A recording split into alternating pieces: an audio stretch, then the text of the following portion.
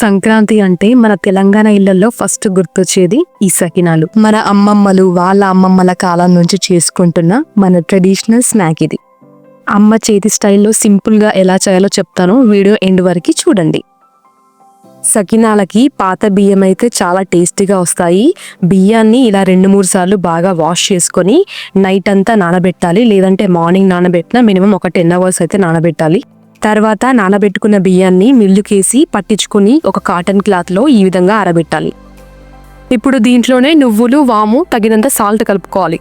1 kg బియ్యం పిండి కొలతకి 200 grams నువ్వులు, వాము సరిపోతుంది. ఇప్పుడు కొంచెం కొంచెంగా వాటర్ పోసుకుంటూ మరీ గట్టిగా కాకుండా ఈ కన్సిస్టెన్సీ కలుపుకోండి. పిండితో ఇలా గౌరమ్మను చేసి పసుపు కుంకుమ పెట్టి ఇంట్లో అందరూ బొట్టు పెట్టుకొని అప్పాలు చేయడం స్టార్ట్ చేస్తారు. అదొక ఆచారం. పిండిని చేతిలోకి తీసుకొని చేతి వేళ్లను రౌండ్గా తిప్పుతూ ఒక సర్కిల్ షేప్లో చేయాలి. సకినాలు చేయడం కూడా ఒక ఆర్టే. సకినాలు కొత్తగా చేసే వాళ్ళకి కొంచెం కష్టంగానే ఉంటుంది. నాకైతే ఒక 5-6 times ట్రై చేసిన తర్వాతే చేయడం వచ్చింది ఇలా.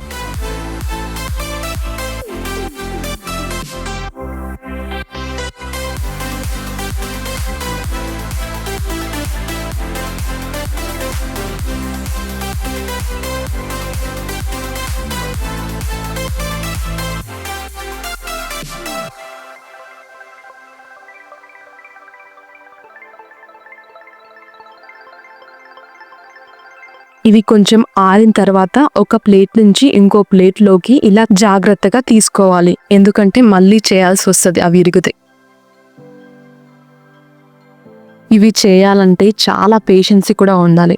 మా అమ్మకైతే ఆ పేషెన్స్ చాలా ఉంది, అందుకే మేము వచ్చిన ప్రతిసారి అన్ని చేసి పెడుతుంది పిండి వంటకాలు. ఇప్పుడు బాగా హీట్ అయిన ఆయిల్లో సకినాలను వేసి 2 వైపులా బాగా కాల్చుకొని తీసుకోవాలి.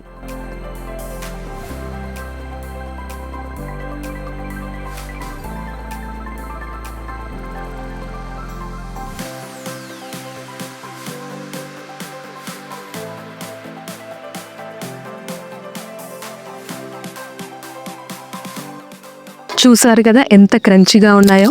మరి వీడియో నచ్చితే లైక్ చేయండి, సబ్స్క్రైబ్ చేయడం మర్చిపోవద్దు.